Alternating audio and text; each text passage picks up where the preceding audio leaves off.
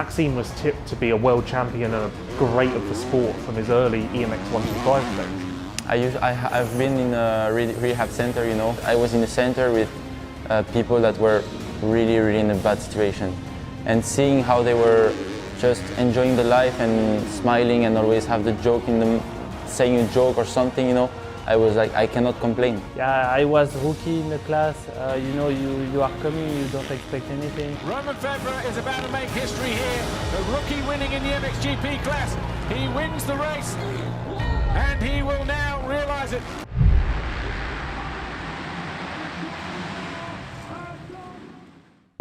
I look at you then. Yeah. First of all, Ben, it's been a great season for you. Obviously, you've hit a very high level again for the first time in quite a while.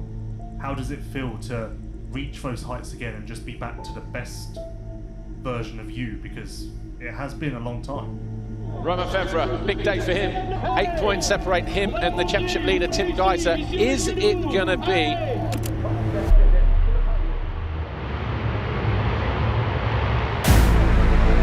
As Cairoli grabs a foxhole shot, it looked like it was Cairoli around the outside. It's him who leads anyway. Hurling second, Febvre third, Seaworth fourth. Jonas in 5th position. Goes around the outside, haven't seen that, but not able to make the move stick at the bottom of the hill.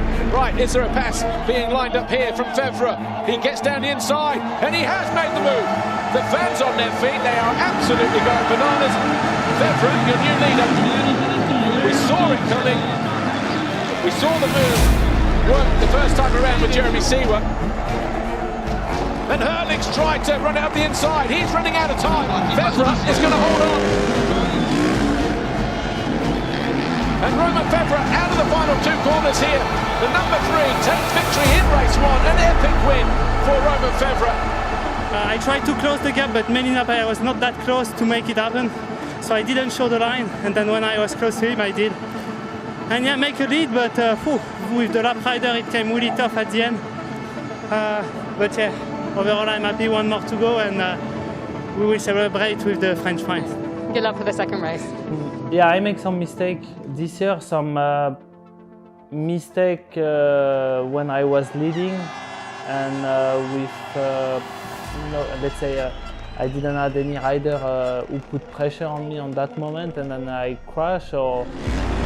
And he leads the way by 2.7 seconds now over Jorge Prado. Hurling's... Romain Febvre throws away the lead. For the second week in succession in the second race, Romain Febvre, Monster Energy Kawasaki, out of the lead and handing the advantage to Jorge Prado. And I make the mistake, so that it's really difficult to understand. It's always possible to make a mistake, but those ones are really difficult. Sometimes I crashed some race that I wanted to do too quick, like the first few laps too quick, and I wasn't maybe on a good position, so I wanted to pass the rider really too fast, and then I make a mistake. So that I can understand, and we can analyze that. But like when I was leading few times I was leading a race and then I crashed by my own. So that's the worst scenario to accept and also to analyze, because you don't know. Sometimes I cannot explain why exactly I did. Febvre has the biggest gap that he's had for a few laps over Jeffrey Hurlings. For all of these guys, it's now or never. Febvre can't do any more than he's doing. How close? Geiser almost alongside. Can't affect the move there though. Febvre throws away the lead on the final lap. And then there were 3. Jeffrey Hurlings wins race 1 here. Looks back and sees Cairoli there. Geiser third, Febvre, disappointment for him in 4th place. Maybe I'm not so fey, but I'm pretty surprised, honestly. I mean, I always consider this 2015 title as a unique opportunity for him to get the title, because at that moment so many riders were injured. Romain Febvre is about to make history here. A rookie winning in the MXGP class. He wins the race. And he will now realise it. Still, he won the title, so as I said previously, it's in the book. It's there, you won it, you deserve it, of course.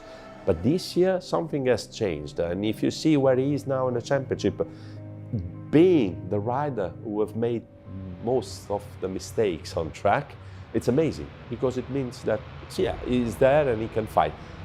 I'm still not betting on him for the final victory, but eventually, if he will score the final victory, he will deserve it, to me, a little bit more than in 2015, because he was there all time with all the top riders fighting with him. And I was pretty surprised also about his only success this year. Winning Lommel is not easy. Round 6 is about to draw to a concluding end. Who will it be, though, that wins the Grand Prix here? Jeffrey Hurling's nearest our camera, the gate about to drop. It does. Not a good jump for the 84. Prado and Febvre, and again Monticelli around the outside. Jacobi going with him this time. Kawasaki lead the way once again, and then Monticelli throws it away. 47 Febvre, Jonas 40, Geiser 34. We've got Wade Jellos here, and Febvre has thrown it away. Febvre has thrown away a 5-second advantage over Paul Jonas. Romain Febvre, who was the fastest man around the track a lap ago with a 2:09. Obviously a 2:13, so it cost him 4 or 5 seconds that time around. Oh, we've got to change for second. Febvre has barged his way past Jorge Prado, who's looking back to retaliate. Side by side, but Febvre is just going to steal it. He's alongside and takes the lead away from Paul Jonas. Romain Febvre finally wins at Lommel, the toughest place on earth. He can't believe it. Yeah, I'm stoked right now. I feel all the work pay off, finally.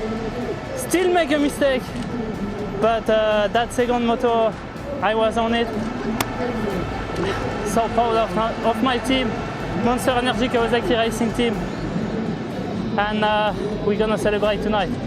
Romain Febvre is maybe at the top of the list of most entertaining riders. But when he is on, he's so exciting to watch because he's so fast, he's got so much raw speed, and definitely isn't afraid to hang it out and leave it all on the track. That saying there effectively sums up his 2021 season so far. He's been the fastest rider in the MXGP class on more than one occasion. At most rounds, you could say. He's led the third most laps at this point, that being the halfway mark. But he's also had some crashes, he's also had some mistakes, and that's cost him, because really, if you look at the positions he's been putting himself in, the speed that he's had, and effectively what he's delivered as a whole thus far this year, he should be leading the World Championship. And at the halfway mark now, with 8 rounds to go, he's only 4 points down, so we're not far from that. We play already some good cards this season, but I still make some mistakes, and which I will try my best to end up the season really good without making mistakes. And I feel clearly that this season can be mine, so I will do everything I can to finalize that.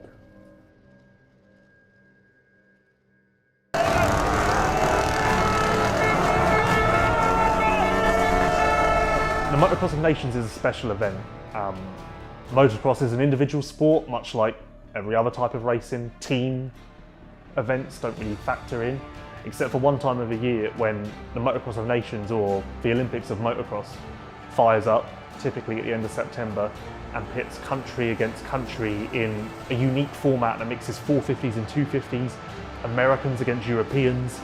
You just see you see a different dynamic to what you do for the rest of the other 11 months of the year. That's what makes the Motocross of Nations so special, and that's what makes it the biggest event in the sport. There's a reason why every fan, no matter their continent, no matter where they're based, no matter their background, there's a reason why every fan tunes into this event. Yeah, I mean, when I was young, it was a dream for me to race the Motocross of Nations, because over here in Europe, all the big guys showed up, also from the States and from any, other country. And I remember that day like it was yesterday in Sergio in 2011 when I did my first Nations. I was 17 years old. I was like, oh, did they really ask me to go to the Nations? Like, it was super cool and a great experience, because I was watching guys like, Danci, Villopoto, in TV and in magazines, and they were just heroes, and all out of a sudden I stood on the start gate and like I saw them next to me, you know, and it was like, wow, you know, I'm racing them now. They all want a piece, so, but it's not bad, it's definitely going to be good. 15-second forward is about to turn to 5, it's Blake Baggett on the inside, and this is Ryan Villapoto and Ryan Dunching. They celebrate for Team USA. The whole Team USA crew, man, it was amazing from the time we got here till now. And my favorite Motocross of Nations, the best memories I have from the first one, because it was impressive for me, and I was just, yeah, it was incredible. I will never forget that. And beside that, I loved Assen, and just because I was like doing really well, and I was up front and winning the quali race.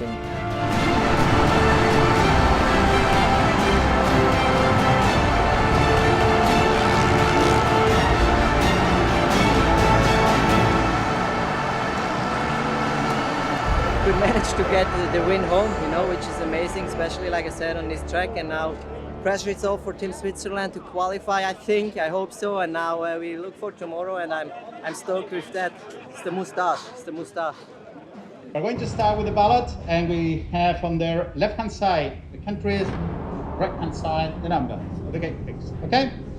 Yeah, it's special. I mean, just when you know, go through your social media and things like that after, even before the race, you know, this is one race where you tend to find everyone watches. It's the GPs, you know, there's 20 in one season, and if someone has a plan to go out with some mates or something, they kind of forget about it. Whereas in Nations, I feel like, you know, even if something's going on, everyone still manages to kind of sit down at one point and catch up and watch this race. So it's one of them where, especially if you come away with a good result, you have yeah, crazy big response from it. As a team member, you know, I'm always proud to represent my country, and obviously the last few years, you know, we are a really strong country. We know that, and always have been something really amazing. Every year I was like surprised, because everyone was saying, oh, this is the best Nations, oh, this is the hugest, this is the biggest, this is.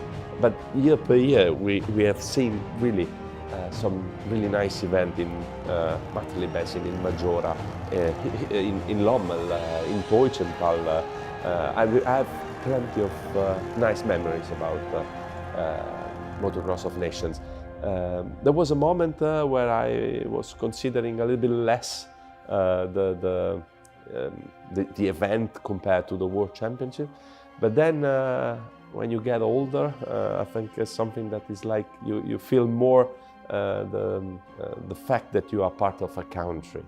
So you're not cheering anymore for your favorite rider or for your favorite team, favorite brand, but you're cheering for your nation. And that's something that is completely different from what we are used to have. Britain! Great Britain goes on position 16.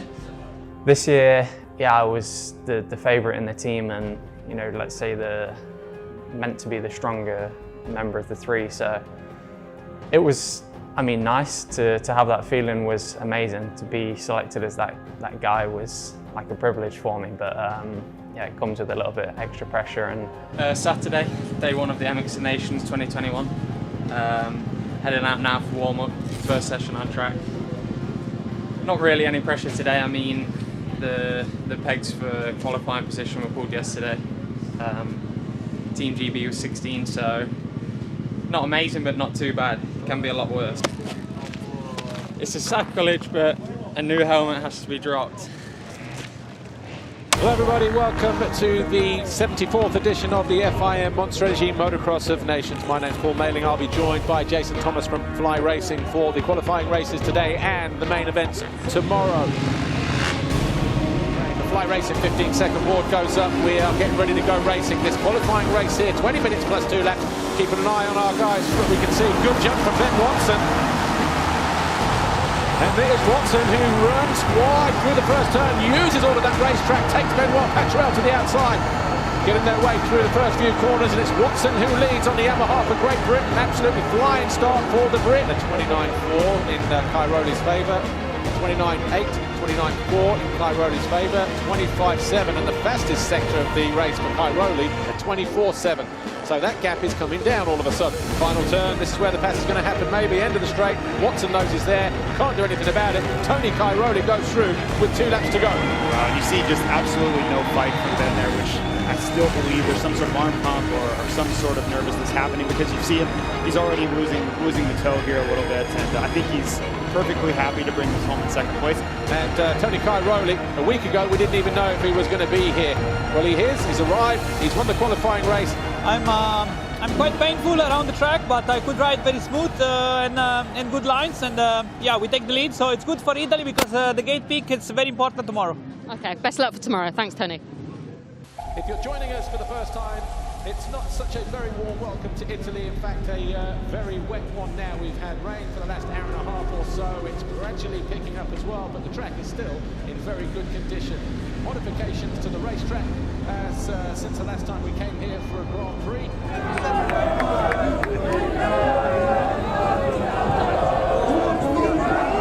So yeah, Sunday, I mean, we came together as a team, and the strategy with the start was not really simple, but you know, you just listen to Mark in that way and kind of go with it as a team and make sure everyone's happy. And Sean, you know, with his injury with the thumb, he decided that he would just go on the outside both motors and give the opportunity to me and Conrad to kind of achieve the best we could and have that opportunity to get a good start and, you know, have that clear track, let's say. So of course, a little nerves, but most of the time it's yeah, it's excitement, and yeah, I'm just looking forward.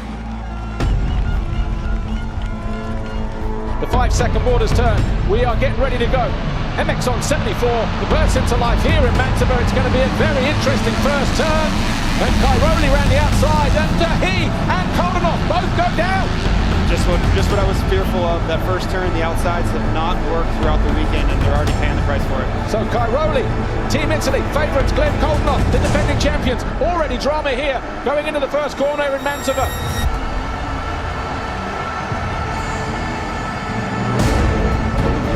Just looking down the leaderboard, Glenn Koldenhoff, who fell at turn 1 as we look at the top 3 riders. Koldenhoff is now 20th.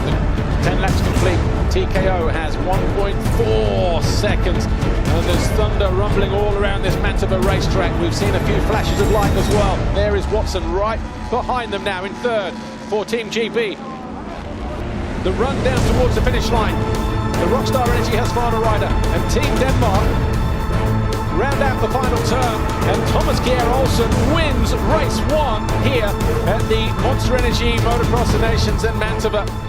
It was raining heavy, goggles were crucial, and it was a little, not enduro mode, but you know, you needed to stay focused to make no mistakes, and for me that was nice. Just kind of kept plugging away with each lap, and yeah, 3rd for the first race was solid for Team GB. And I followed, of course. I mean, I'm a racer, and I have it in my blood. So it was, nice to see, like, especially Ben, he's a great guy.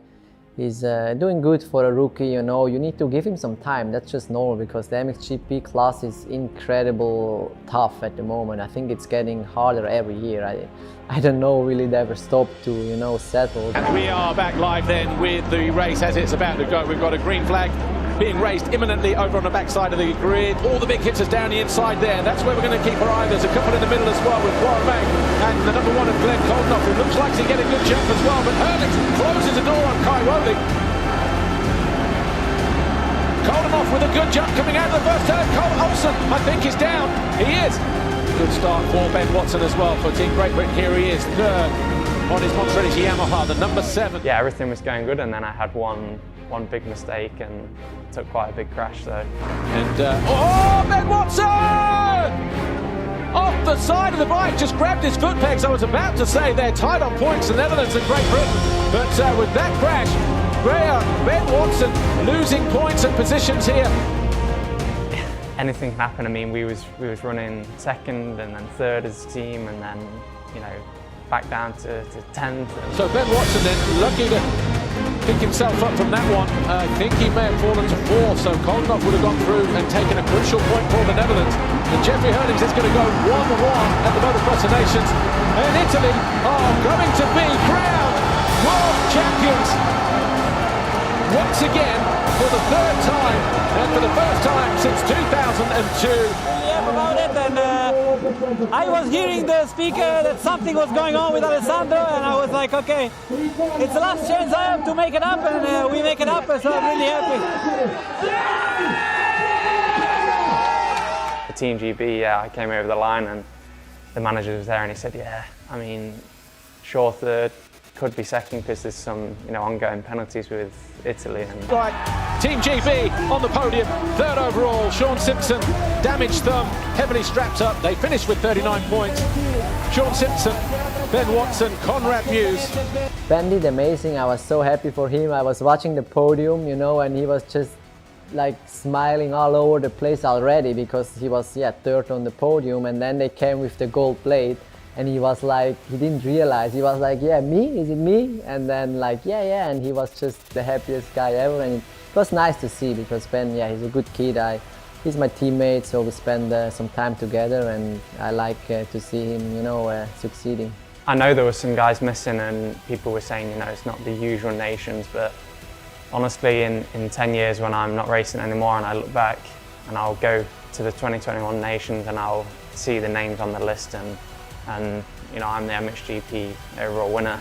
I mean, it's there in black and white, and no one will take that away from me. So, as a thing, when I look back in the past, it's going to be, yeah, like a great memory. Italy are world champions for the third time.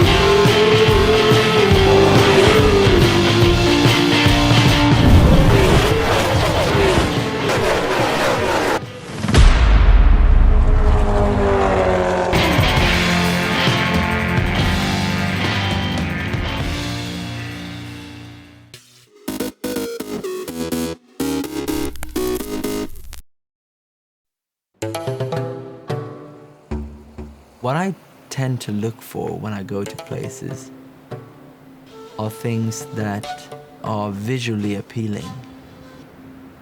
When you walk down the sand dunes here in St. Lucia, just thinking of the old shipwrecks or the explorers, the first thing they saw was these long beaches and impenetrable forest.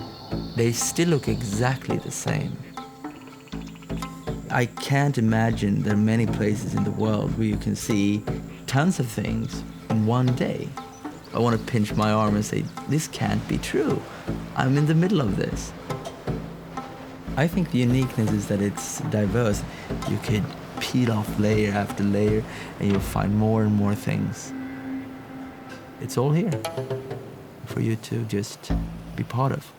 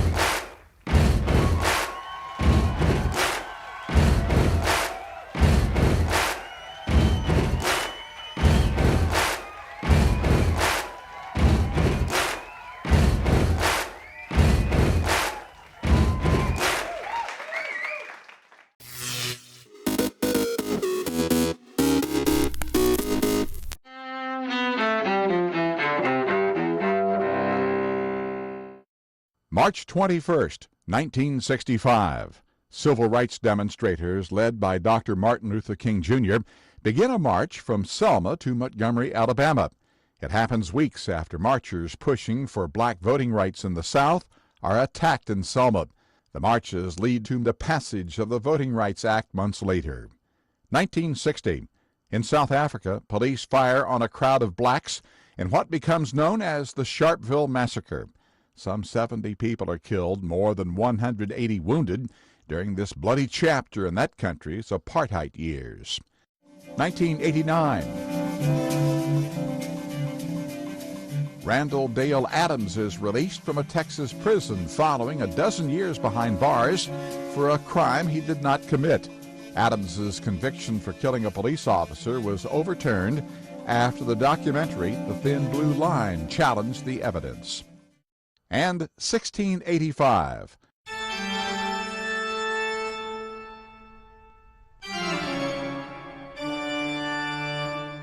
Composer and organist Johann Sebastian Bach is born in Germany. Today in history, March 21st, Ross Simpson, The Associated Press.